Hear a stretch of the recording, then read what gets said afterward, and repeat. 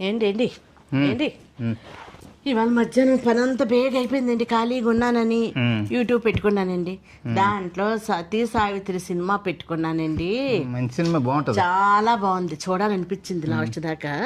అవునండి, దానికి అర్థం ఏంటండి అసలు? అర్థమా? అర్థం అవ్వలేదు నాకు కొంచెం. భార్య దగ్గర నుంచి భర్తని ఆ యమధర్మరాజు కూడా కాపాడలేపాడు. అవును, తను కాపాడుకుంది కదా. మనం పైకి వెళ్ళినట్టే సుఖంగా ఉన్నాం. యమధర్మరాజు తీసుకెళ్ళిపోతే సుఖంగా ఉన్నా అంతే కదా. పిల్లం చూసుకున్న వల్ల సుఖంగా లేదా? కష్టాల్లో పడారు కదా.